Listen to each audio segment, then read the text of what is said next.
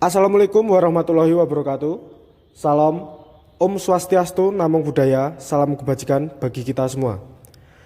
Kali ini kami dari kelompok 4 Offering A yang beranggotakan Ahmad Torik Transanala, Asprianto Diferensiabel, Erlia Fitriani, dan Nevia Melitza Mainga ingin mempresentasikan hasil diskusi kelompok kami yang membahas tentang bisnis model Canva kewirausahaan keripik talas.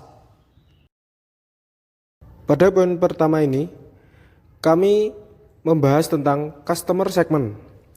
Customer segment ialah komponen dalam bisnis yang berkaitan langsung dengan demografi pelanggan, sehingga nantinya kita bisa berkomunikasi baik dengan kelompok pelanggan. Di dalam customer segment ada beberapa poin, antara lain: yang pertama, produk dapat dinikmati oleh segala kalangan. Kedua, produk bisa dijadikan sebagai oleh-oleh khas daerah bagi wisatawan. Untuk poin yang kedua, yaitu value proposition. Value proposition ialah nilai yang dijanjikan oleh perusahaan untuk diberikan kepada pelanggan jika mereka membeli produknya. Beberapa antara lain: yang pertama, dibuat dengan varian rasa.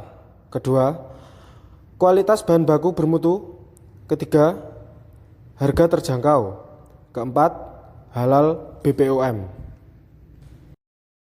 Selanjutnya, saya Nevia Melitza Mainga akan membahas tentang poin yang ketiga, yaitu channel, yang berarti sarana interaksi antara pelanggan dengan suatu bisnis yang dijalani baik untuk tujuan promosi ataupun membeli produk. Beberapa di antaranya ada: yang pertama e-commerce, yaitu Shopee, Tokopedia. Yang kedua ada sosial media, yaitu Instagram dan Facebook. Yang ketiga ada offline store, contohnya seperti toko oleh-oleh.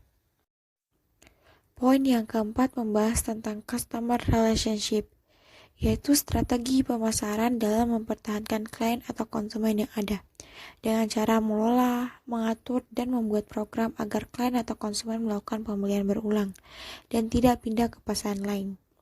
Beberapa antaranya yaitu: yang pertama, mempromosikan kepada influencer. Yang kedua, mengikuti pasar UKM. Yang ketiga, melakukan penjualan langsung. Dan yang keempat, menjadi reseller. Poin 5. Revenue stream, salah satu komponen operasional yang menunjukkan bagaimana cara bisnis mendapat uang dan dari mana mendapatkannya. Beberapa di antaranya: 1. Volume penjualan. 2. Keuntungan penjualan.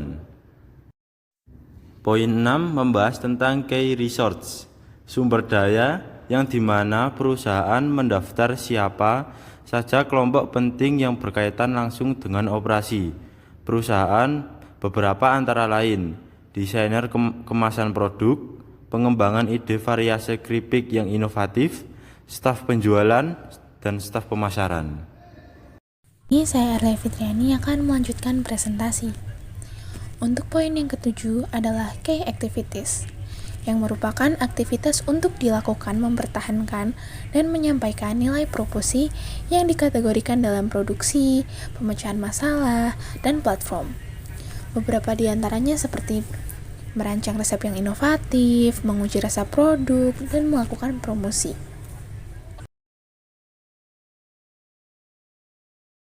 Untuk poin yang ke-8 adalah key partner, yang merupakan bagian pemetaan di mana perusahaan mendaftar siapa saja pemegang penting yang berkaitan dengan operasi perusahaan.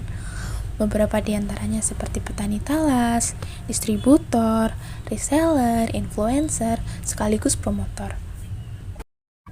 Untuk poin yang terakhir, yaitu poin ke-9, adalah cost structure.